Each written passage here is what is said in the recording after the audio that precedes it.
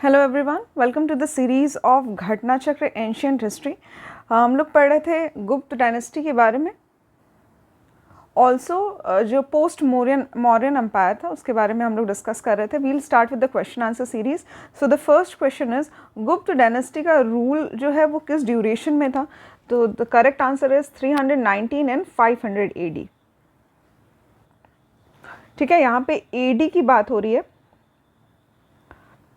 This is death of Christ और ये AD की बात हो रही है 319 से 500 AD तक। ठीक है, इसके जो फाउंडर थे वो थे श्रीगुप्त, और जो पहला सबसे पावरफुल रूलर हुआ था गुप्ता डायनेस्टी के वो थे चंद्रगुप्त फर्स्ट, जिन्हें चंद्रगुप्त मौर्य नाम से भी जाना जाता है। इन्होंने टाइटल लिया था महाराजा धीराज का। Next question is, who of the following rulers had perform 4 अश्वमेध यज्ञ? ठीक है, तो 4 अश्वमेध यज्ञ करने वाले जो व्यक्ति थे उनका नाम है प्रवरसेन फर्स्ट। प्रवरसेन फर्स्ट, ठीक है, ये वकाटक के राजा हुआ करते थे और इन्होंने 4 अश्वमेध यज्ञ किया है। ठीक है, इनका नाम है प्रवरसेन फर्स्ट। इसके बाद लेटर ऑन आते हैं प्रवरसेन सेकंड, जिन्होंने एक बुक लिखी है सेतुबद्ध, इंपॉर्टेंट है। Who is known as the Napoleon of India? Napoleon of India किसको कहा जाता था? ठीक है, correct answer is Samudragupta. Samudragupta को नेपोलियन ऑफ इंडिया के नाम से भी जाना जाता था।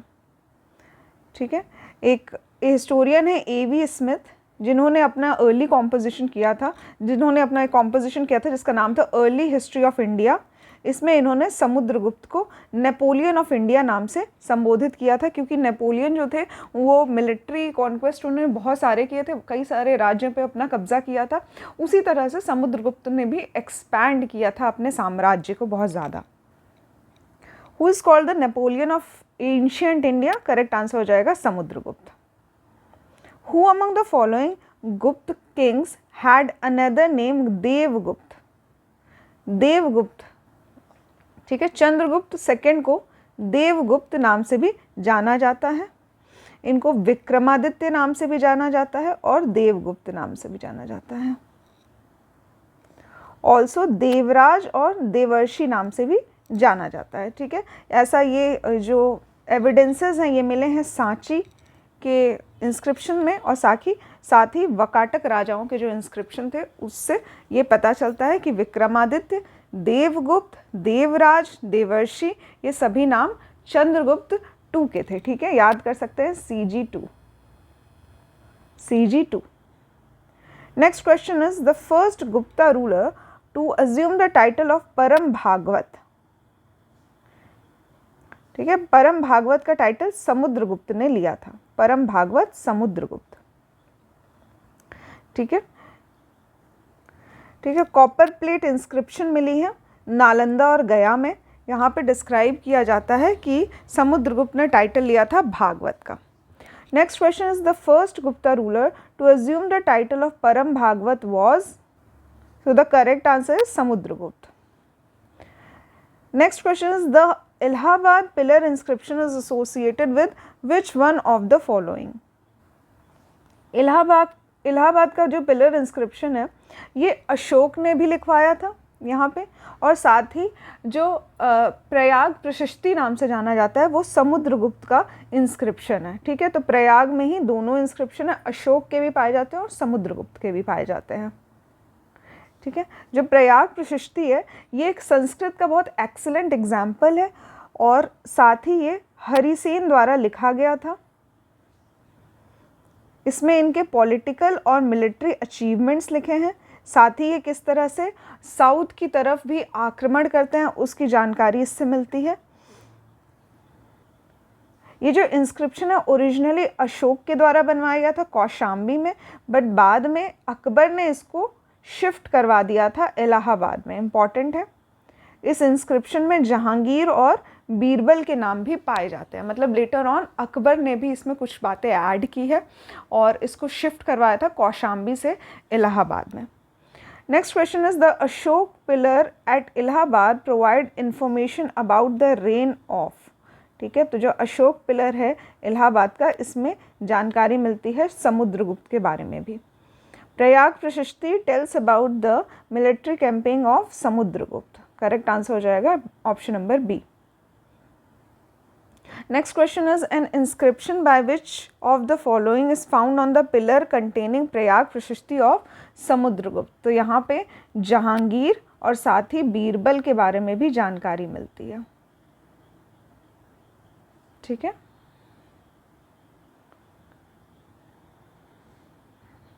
इसमें 4 डिफरेंट इंस्क्रिप्शंस पाए जाते हैं। पहले तो अशोक के बारे में, साथ ही उनकी जो वाइफ थी, क्वीन थी कारुवकी, उनके बारे में भी डिटेलिंग्स दी हुई है। समुद्रगुप्त की डिटेलिंग्स दी हुई है जो कि हरिसेन द्वारा लिखी गई है, और साथ ही जहांगीर के इंस्क्रिप्शन भी पाए जाते हैं।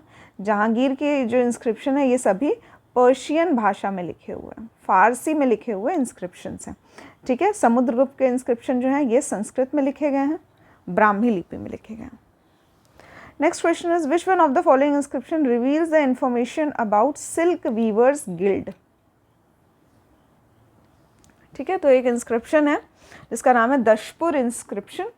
यहाँ से जो सिल्क के जो बुनकर हुआ करते थे, इनका जो अपना एक एसोसिएशन था, ट्रेडर्स हुआ करते थे, उनका इंस्क्रिप्शन मिलता है दशपुर अभिलेख में।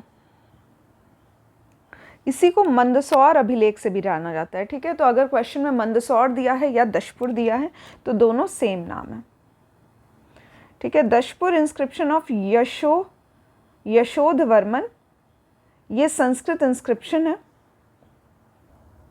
ठीक है। साथ ही इसमें कुमारगुप्त फर्स्ट के बारे में भी जानकारी मिलती है, ठीक है। इंपॉर्टेंट ये है कि सिल्क बुनकरों की जानकारी मिलती है मंदसौर या फिर दशपुर अभिलेख से।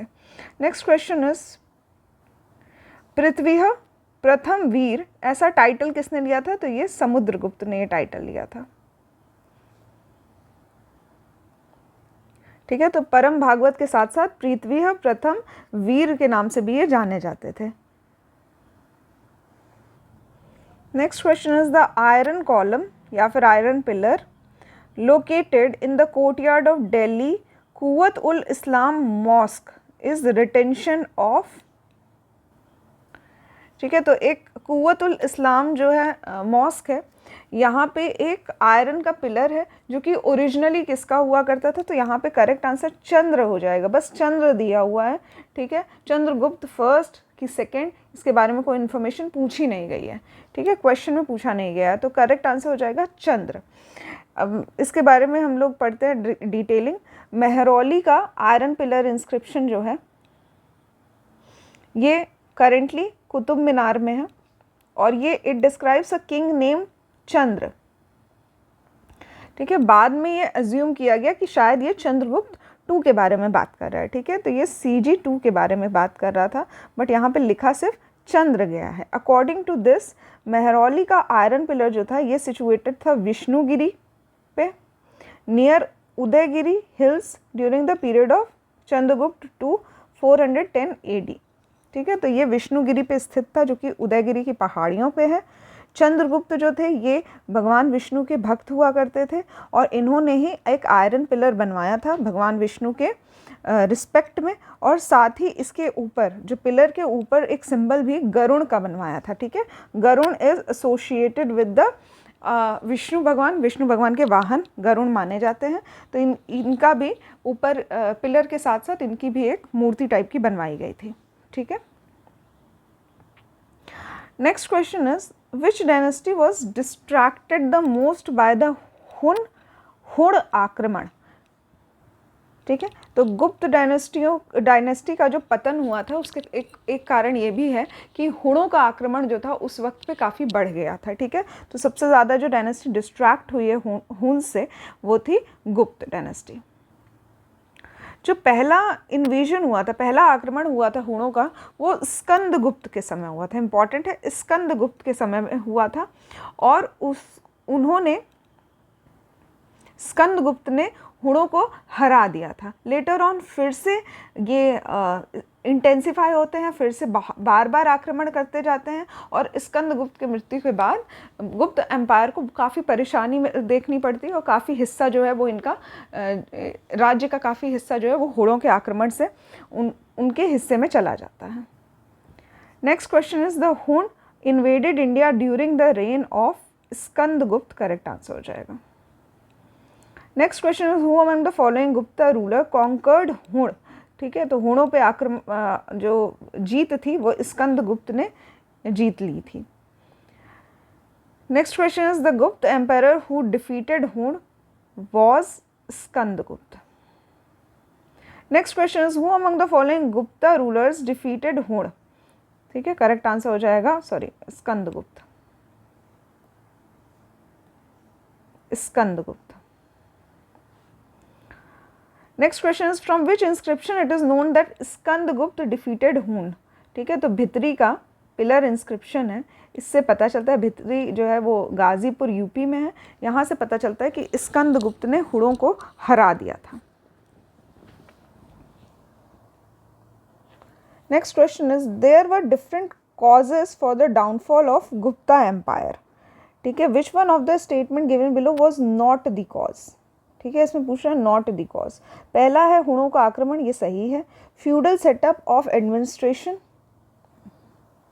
फ्यूडल सेटअप ऑफ एडमिनिस्ट्रेशन क्या हुआ था कि लास्ट में कई जगहों पे अलग अलग राजा बना दिए जाते थे, या फिर गवर्नर इस्टेब्लिश कर दिए जाते थे, तो वहाँ पे क्या होता था, वो गवर्नर जो है उस प्लेस को खुद ही रूल करने लग जाते थे, राजा को पता भी नहीं चलता था, तो ऐसी चीज़ें देखने को मिलती है, ये भी सही है। हुण का आक्रमण भी हुआ था, ये भी सही है। Acceptance of Buddhism by the later Gupta, ये सही है, ठीक है, तो पहले तो ये लोग विष्णु के भक्त हुआ करते थे, बाद में धीरे धीरे बुद्धिज्म को अपनाते चले गए, ठीक है, तो ये तीनों ऑप्शन सही हो जाता है। अरब का इन्वेजन नहीं हुआ था इस समय पे, अरब के लोगों का आक्रमण जो था वो नहीं हुआ था, ये ज़्यादातर मिडिवल एरा में देखने को मिलता है। Next question is who is known as Shaka conqueror, ठीक है, तो शकों पे विजय प्राप्त की थी CG2 ने, इंपॉर्टेंट है, CG2 जिन्हें विक्रमादित्य भी कहा जाता है, इन्होंने शक रूलर को डिफीट कर दिया था, और लास्ट किंग जो थे रुद्र सिंह III, इनको हरा दिया था और टाइटल लिया था सकारी का, और इसी को सेलिब्रेट करने के लिए, सकारी का टाइटल लिया उन्होंने, इसको सेलिब्रेट करने के लिए चांदी का सिक्का जारी किया था, जिसको रूपक नाम से भी जाना जाता है, चांदी का सिक्का इशू किया था, ठीक है, शकों पे विजय प्राप्त करने के उपलक्ष्य में। Who was the first Gupta ruler to issue silver coins? तो करेक्ट आंसर हो जाएगा CG2। क्यों किया था? जब शकों पे इन्होंने जीत हासिल कर ली थी, उस जीत को सेलिब्रेट करने के लिए इन्होंने चांदी के सिक्के जारी किए थे। Next question is from the 3rd century AD when the Hun invasion ended the Roman Empire, the Indian merchant rely more and more on the, ठीक है, तो हुणों का आक्रमण ना सिर्फ इंडिया में था, उस वक्त पर रोमन एम्पायर में भी ये लोग काफ़ी बार आक्रमण करते रहे, और पूरा का पूरा रोमन एम्पायर जो था ये ख़त्म कर दिया, ठीक है। अब इंडिया में बिजनेस हुआ करता था रोमन एम्पायर के साथ, तो जब रोमन एम्पायर ख़त्म हो गया, तब इंडिया के जो मर्चेंट्स थे या ट्रेडर्स थे, किस कंट्री के साथ ट्रेड करना शुरू करते हैं, ठीक है, तब ये लोग साउथ ईस्ट एशियन ट्रेड जो है वो स्टार्ट कर देते हैं, south east Asian trade start हो जाता है, ठीक है, इसमें चाइना के साथ भी ट्रेड होना शुरू हो जाता है, ठीक है, चाइना, श्रीलंका, मलेशिया, ये सब एरियाज़ में अब ट्रेड जो है वो ज़्यादा शुरू हो जाता है। Next question is which one of the following ports was in use for the north Indian trade during the Gupta period, ठीक है, नॉर्थ इंडियन ट्रेड में गुप्ता पीरियड में कौन सा पोर्ट यूज़ किया जाता था, तो करेक्ट आंसर हो जाएगा इसमें मोर देन वन, ठीक है, क्योंकि तम्रलिप्ति भी होता था, बरोच का भी जो पोर्ट था वो भी यूज़ किया जाता था, और इस तरह से ये सभी पोर्ट जो हैं वो कहीं ना कहीं गुप्त पीरियड में यूज़ किए जाते थे, तो more than one is the correct answer, ठीक है। तो साउथ ईस्ट के साथ ट्रेड हुआ करता था, एशिया, चाइना, लंका, जावा, सुमात्रा, ये सभी जगहों पे ट्रेड हुआ करता था। तम्रालिप्ति ऑफ बंगाल को यूज़ किया जाता था, साथ ही भरूच को यूज़ किया जाता था, ठीक है, मोस्ट इम्पॉर्टेंट था तम्रालिप्ति, बट उसके साथ भरूच और कल्याण और कैम्बे, ये सभी नॉर्थ इंडियन ट्रेड के लिए यूज़ किए जाते थे।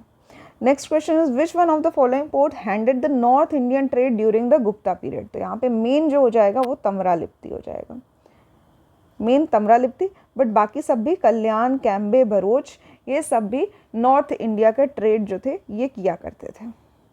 Next question is which one of the following port handled the north Indian trade during the Gupta period. ठीक है, तो यहाँ पे करेक्ट आंसर हो जाएगा तमरालिप्ति, जैसे बंगाल में। Next question is India maintained its early cultural contacts and trade link with Southeast Asia across Bay of Bengal. For this preeminence of the early maritime history of Bay of Bengal, which of the following could be the most convincing explanation? ठीक है, तो ऐसा माना जाता है कि India जो है वो बे ऑफ बंगाल के रास्ते से साउथ ईस्ट एशिया में बहुत काफ़ी हिस्टोरिकल टाइम से भी ट्रेड करता आया है। ठीक है, तो बे ऑफ बंगाल का इतना क्या इंपॉर्टेंस रहा है, यहाँ से ट्रेड जो है वो इजी हो जाता है। तो इसमें से बेस्ट जो आंसर है वो ये है कि यहाँ पे मॉनसून विंड्स जो हैं वो बे ऑफ बंगाल में जो शिप के जाने का रास्ता था वो काफ़ी आसान कर देते थे, क्योंकि हवा के साथ ही फ्लो करते हुए चले जाते थे शिप के लोग, उस वक्त जो शिप हुआ करती थी। तो इसलिए option number C is the most correct answer. Next question is with reference to guilds, ठीक है, या फिर श्रेणी या फिर ट्रेडर्स का जो ग्रुप हुआ करता था of ancient India that played a very important role in country's economy, which of the following statement are correct. पहला, early guild was registered with the central authority of state and the king was the chief of the administrative authority on them. ठीक है, तो पहला statement कह रहा है कि ये जो गिल्ड या एसोसिएशन हुआ करता था इसको रजिस्टर किया जाता था सेंट्रल अथॉरिटी ऑफ स्टेट के द्वारा, और जो किंग होते थे वो चीफ हुआ करते थे एडमिनिस्ट्रेटिव अथॉरिटी के। ठीक है, दूसरा है जो पगार या फिर रूल्स ऑफ वर्क या फिर जो स्टैंडर्ड या फिर सैलरी वगैरह जो थी ये फिक्स्ड हुआ करती थी गिल्ड के द्वारा। जो गिल्ड हुआ करते थे इनके पास जुडिशियल पावर भी होती थी ओवर इट्स मेंबर्स। ठीक है, अपने मेंबर्स को लेकर इनके पास कुछ पावर हुआ करती थी जिससे ये लोग जज कर सकते थे, केसेस के बारे में डिसीजन ले सकते थे। तो यहाँ पे किंग जो था ये चीफ ऑफ अथॉरिटी नहीं हुआ करता था, ये स्टेटमेंट गलत हो जाएगी। करेक्ट आंसर सेकेंड और थर्ड हो जाएगा। गिल्ड जो है वो अपनी अथॉरिटी खुद ही संभाला करते थे और इनका अपना हेड हुआ करता था जो कि एक ट्रेडर और मर्चेंट हुआ करता था, किंग से उसका कोई भी रिलेशन नहीं हुआ करता था। करेक्ट आंसर हो जाएगा option number C, 2 and 3 only. Next question is centers located in Gujarat, Bengal, Deccan and Tamil during the Gupta period were associated with which of the following? ठीक है, तो गुजरात, बंगाल, डेक्कन और तमिल में टेक्सटाइल का मैन्युफैक्चर हुआ करता था। ठीक है, टेक्सटाइल का मैन्युफैक्चर किया करते थे यहाँ पे लोग। Next question is who among the following is known for his work on medicine during the गुप्त पीरियड। ठीक है, तो यहाँ पे करेक्ट आंसर होगा, ठीक है, होना चाहिए सुश्रुत, बट बीपीएससी ने कंसीडर किया नन ऑफ द अबव, तो यहाँ पे हम लोग none of the above tick करेंगे, but we'll see the explanation. ठीक है, तो यहाँ पे सुश्रुत जो थे ये फादर ऑफ सर्जरी हुआ करते थे, शल्य चिकित्सा के जनक माने जाते हैं। उसके बाद शौनक जो हैं, शौनक ऑप्शन में दिया हुआ था, ये ऋग्वेद के एक गुरु हुआ करते थे, ब्राह्मण हुआ करते थे। शूद्रक जो हैं ये गुप्त पीरियड में लिटरेचर लिखा करते थे। सौमिल भी एक तरह के जो प्ले राइट होता है, ऑथर हुआ करते थे शौमिल भी। बट सुश्रुत के गुप्त पीरियड में मेडिसिन में होने के फील्ड ऑफ मेडिसिन में होने के कोई साक्ष्य मिलते नहीं हैं। ठीक है, तो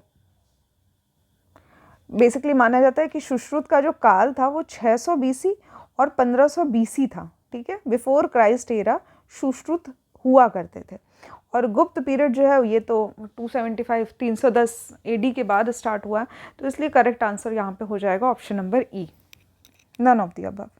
next question is who among the following is known for his Ayurvedic thematic composition during Gupta period. ठीक है, तो यहाँ पे ये भी स्टार मार्क्ड क्वेश्चन हो जाएगा, क्योंकि होना तो चाहिए सुश्रुत, लेकिन सुश्रुत है नहीं, गुप्त काल के नहीं हुआ करते थे ये। Next question is who among the following is not associated with medicine in the ancient India.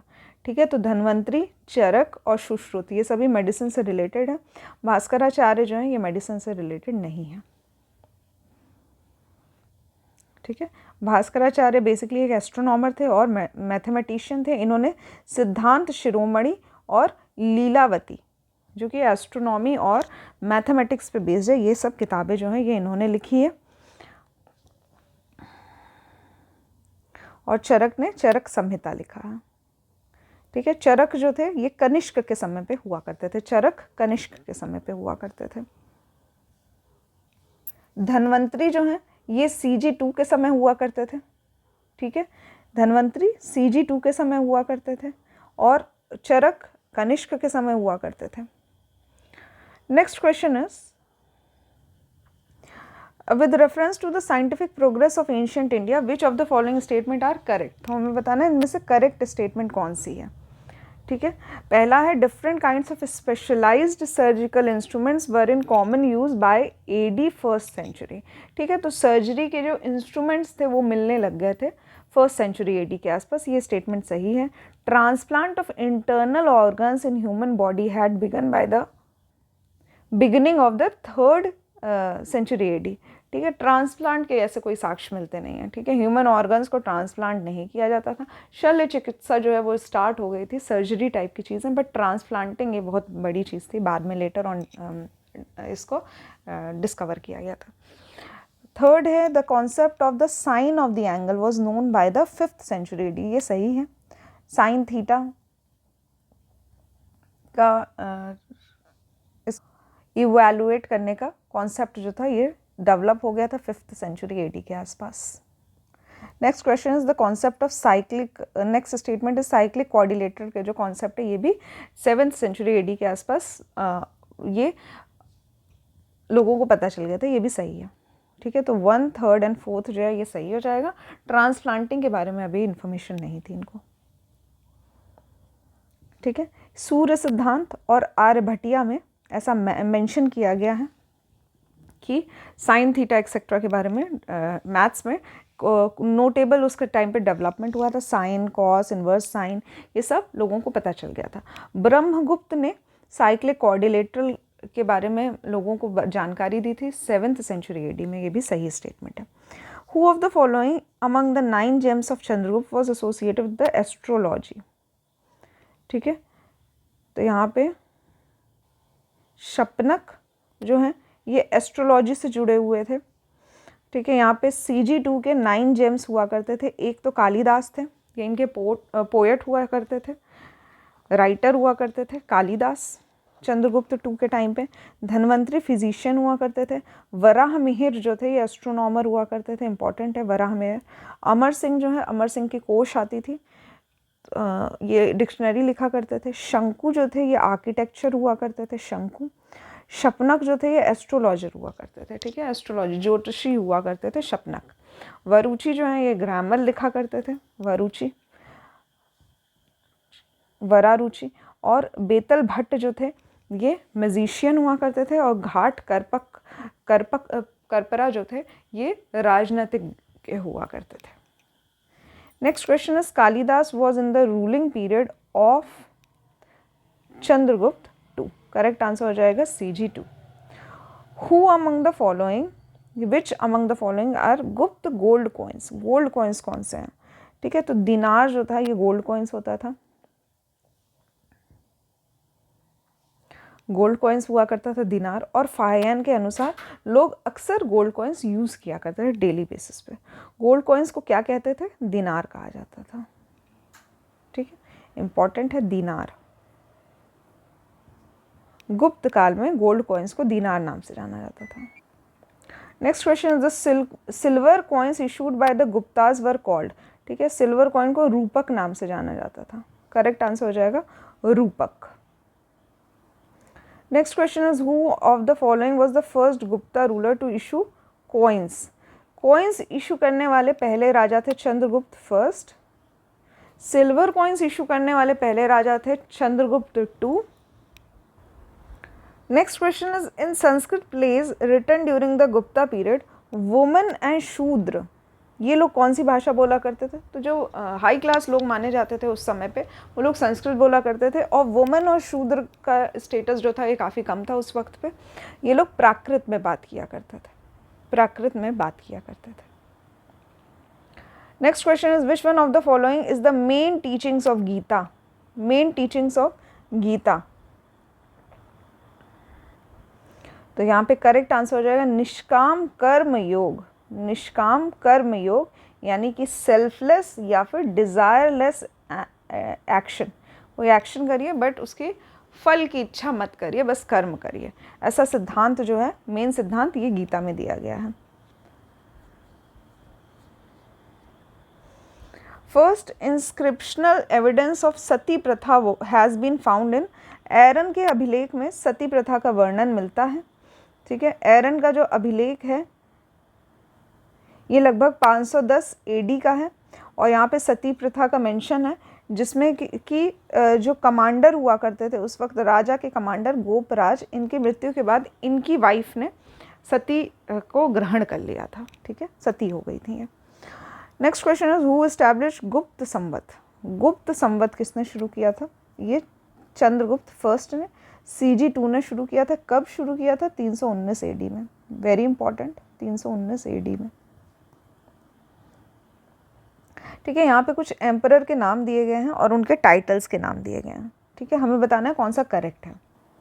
ठीक है, तो सबसे पहले तो चंद्रगुप्त 2 को विक्रमादित्य से मैच कर दीजिए। ठीक है, हमें आंसर हमारा मिल चुका है। चंद्रगुप्त 2 को विक्रमादित्य का टाइटल दिया गया है। अशोक खुद को प्रियदर्शी नाम से, खुद को प्रियदर्शी का टाइटल दिया करते थे, इस नाम से जाने जाते थे। समुद्रगुप्त का टाइटल हो जाएगा पराक्रमांक। पराक्रमांक समुद्रगुप्त का टाइटल था। स्कंदगुप्त जो है ये क्रमादित्य के नाम से जाने जाते थे। Very important. ठीक है, क्रमादित्य के नाम से जाने जाते थे स्कंदगुप्त, पराक्रमांक के नाम से जाने जाते थे समुद्रगुप्त। ठीक है, बाकी CG2 विक्रमादित्य, अशोक प्रियदर्शी, ये इन्फॉर्मेशन तो आपके पास रही होगी। ये दोनों आप याद कर लीजिए, पराक्रमांक समुद्र और क्रमादित्य स्कंद। ठीक है, अब यहाँ पे कुछ किंग दिए हुए हैं लिस्ट 1 में और क्वीन कौन सी उनकी रानी थी इससे मैच करना है। ठीक है, तो यहाँ पे चंद्रगुप्त की वाइफ जो हुआ करती थी कुमार देवी हुआ करती थी। ठीक है, तो यहाँ पे A का हो जाएगा 3। We got our answer. Samudragupta की क्वीन का नाम था दत्ता देवी। चंद्रगुप्त 2 की वाइफ या क्वीन हुआ करती थी कुबेर नागा, और कुमार गुप्त की वाइफ थी अनंत देवी। ठीक है, तो चंद्रगुप्त और कुमार देवी ये आपको ऑलरेडी पता था। बाकी 3 जो वाइफ के नाम है ये आप लोग याद कर सकते हैं। Next question is the gradual decline of towns was an important feature of Gupta period. ठीक है, तो यहाँ पे शहरीकरण से ज़्यादा ग्रामीणीकरण देखने को मिलता है। ज़्यादातर जो शहर थे वो भी गांव में बदल गए थे गुप्त पीरियड में। ठीक है, ऐसा गुप्त पीरियड में पाया गया कि शहर जो है वो धीरे धीरे गांव में बदलते रहे। जैसे कि एक मेजर सिटी पाटलिपुत्र हुआ करता था, ये हुएनसांग के अनुसार बाद में ये विलेज में परिवर्तित हो गया। ठीक है, इसी तरह से मथुरा, सोनपुर, सोहगमा, ये सब भी धीरे धीरे मेजर सिटीज़ जो हैं वो धीरे धीरे डिक्लाइन होती गई, गांव में परिवर्तित हो गई। Next question is which ruling dynasty donated maximum village to temples and ब्राह्मण।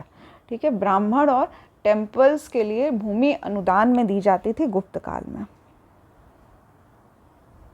Next question is in ancient India which dynasty rule is considered as golden age. ठीक है, गुप्त काल को गोल्डन एज के नाम से जाना जाता है। इस डायनेस्टीज़ में बहुत से ऐसे कार्य हुए हैं जिन्होंने इंडिया की जो एंशियंट हिस्ट्री है उसको ज़्यादा रिच बना दिया। ठीक है, एक्सीलेंट डेवलपमेंट हुए in the field of art and culture. Next question is during which age did women enjoy equality with man.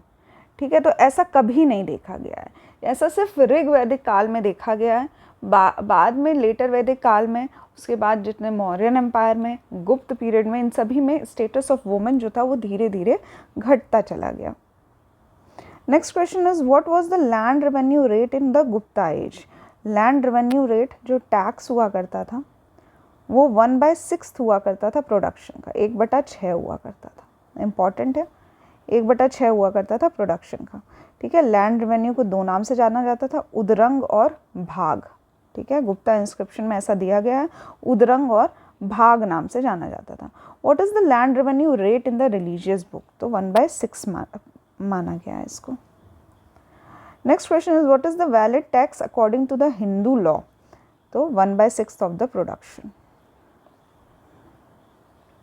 Next question is the Gupta empire granted tax free agrarian land to which of the following? ठीक है, ब्राह्मणों को और मंदिरों को भूदान दिया जाता था। तो इस वक्त टैक्स फ्री जो एग्रीकल्चर लैंड था ये सब ब्राह्मणों को ये लोग दान में दे दिया करते थे। ठीक है, गुप्त डायनेस्टी के लोग। Next question is with reference to the forced labour vishti in India during the Gupta period which of the following statement is correct? ठीक है, तो फोर्स्ड लेबर के बारे में कौन सा स्टेटमेंट सही है? ठीक है, it was considered a source of income for the state, a sort of tax paid by the people. ठीक है, तो यहाँ पे ठीक है, तो गुप्त काल में ये बहुत प्रचलित हुआ करता था कि काम करवा लिया जाता था बट बदले में कोई मेहनताना नहीं दिया जाता था बल्कि उसको टैक्स कंसीडर कर लिया जाता था। ठीक है, तो इस तरह से क्या था कि स्टेट के पैसे भी बचते थे, साथ ही स्टेट में डेवलपमेंट भी होती रहती थी। तो इस तरह के फोर्स लेबर को विष्टि कहा जाता था और ये एक सोर्स ऑफ इनकम हुआ करती थी स्टेट के लिए कि मेहनताना भी नहीं देना पड़ा और कार्य भी हो गया। ठीक है, तो विष्टि एक तरह का फोर्स्ड लेबर हुआ करता था। जूनागढ़ के इंस्क्रिप्शन में ऐसा माना जाता है कि ये भी एक टाइप का टैक्स हुआ करता था जो कि गुजरात और मालवा रीजन में काफ़ी फेमस था। ठीक है, तो एक तरफ तो फोर्स्ड लेबर हुआ करते थे, साथ ही ऐसे भी कुछ लेबर हुआ करते थे जिनको मेहनताना मिलता था।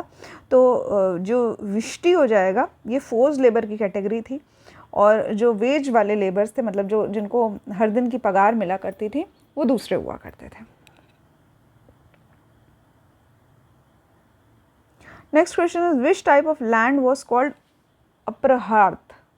अप्रहत, ठीक है, अप्रहत जो है वो विदाउट कल्टिवेटेड फॉरेस्ट लैंड हुआ करता था। विदाउट कल्टिवेटेड फॉरेस्ट लैंड, तो फॉरेस्ट का वो हिस्सा जहाँ पे कोई उपजाऊ काम नहीं हुआ है। ठीक है,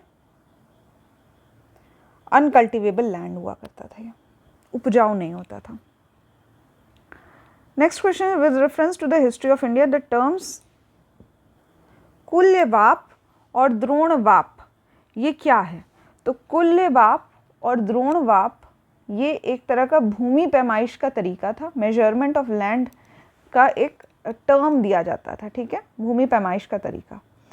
इन ancient India the irrigation tax was called, irrigation tax को हिरण्य नाम से जाना जाता था। Next question is 3rd century AD में वारंगल किस लिए फेमस था? तो यहाँ पे आयरन के इम्प्लीमेंट्स जो थे, आयरन के जो इक्विपमेंट्स जो थे वो काफ़ी प्रोडक्शन हुआ करता था यहाँ पे। ठीक है, तो वारंगल आयरन के लिए फेमस था। नेक्स्ट क्वेश्चन इज तोड़माड़ ये कौन से रेशियल ग्रुप में आते हैं? ठीक है, तो तोड़माड़ जो था ये हुणों का राजा हुआ करता था। दूसरी बार जब हुणों का आक्रमण हुआ था इंडिया में तो तोड़माड़ जो था वो उनका चीफ था। Next question is who among the following has defeated हुण रूलर मिहिरकुल? मिहिरकुल को यशोधवर्मन ने हराया था। ठीक है, यशोधवर्मन ने हराया था, ऐसा ग्वालियर इंस्क्रिप्शन से पता चलता है। मिहिरकुल को यशोधवर्मन ने हराया था। मिहिरकुल जो है ये सेंट्रल एशियन हुण ओरिजिन का व्यक्ति हुआ करता था जो कि उस वक्त पे इंडिया को कैप्चर करने के लिए आया, बट यहाँ पे ग्वालियर में उनको यशोधवर्मन जो कि औलीकरा के राजा थे, मालवा के राजा हुआ करते थे, इन्होंने हरा दिया था इनको 528 एडी में। चाइनीज़ ट्रेवल सुंग युन जो हैं ये इंडिया कब आए थे? तो ये आए थे 515 और 520 एडी के आसपास। ठीक है, तो गुप्त पीरियड जो था ये एंड पे चल रहा था उस वक्त पे। तब सुंग युंग जो थे ये इंडिया आए थे और ये कलेक्ट करना चाहते थे बुद्ध की जितनी भी टीचिंग्स और प्रीचिंग्स वाले जो टेक्स्ट हैं वो सब ये कलेक्ट करने के लिए आए थे और चाइना ले जाने आए थे। ठीक है, Sung Yun. Next question is the ancient Indian play Mudra Rakshasa of Vishakh Dutt ठीक है, ये किसके बारे में बताती है, सब्जेक्ट क्या है इसका? तो ये चंद्रगुप्त मौर्य के समय पे जो शासन काल हुआ करता था, ऐसा मुद्रा राक्षस में बताया गया है। ठीक है, तो करेंट इसका आंसर हो जाएगा D, option number D. According to K P. Jayaswal, Vishakha Datta जो है वो चंद्रगुप्त मौर्य के समय में हुआ करते थे। इन्होंने एक प्ले लिखा था मुद्रा राक्षस।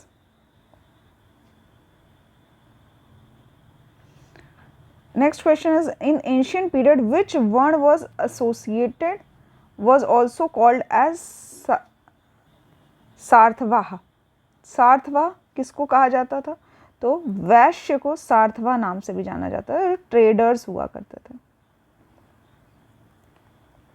ठीक है, इनको सातवाह या फिर श्रेणी प्रमुख कहा जाता था। श्रेणी क्या हुआ करती थी? ये ट्रेडर्स की गिल्ड हुआ करती थी या एसोसिएशन हुआ करता था। Next question is, read the following statement carefully. हमें बताना है इसमें से कौन सा आंसर सही है। तो पहला है, Gupta empire claimed divine rights for themself. ठीक है, ये सही है, ये खुद को ही भगवान माना करते थे, महाराजा धीराज टाइप का टाइटल लिया करते थे।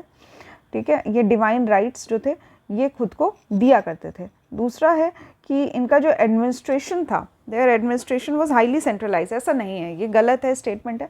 बहुत डिसेंट्रलाइज था इनका जो राज्य था, और ये अलग अलग राज्यों में अलग अलग गवर्नर्स, साथ ही राजा भी बना दिया करते थे, और खुद को उन राजाओं का महाराजा धीराज घोषित कर दिया करते थे। तो बहुत डिसेंट्रलाइज था इनका एडमिनिस्ट्रेशन, और यही एक प्रकार का इनका पतन का कारण भी बनता है later on. They extended the tradition of land grants. ठीक है, तो भूमि अनुदान में दिया करते थे, भूमि जो है ये दान किया करते थे ब्राह्मणों को, साथ ही में मंदिरों के लिए। तो it's first and third statement जो है ये सही हो जाती है हमारी।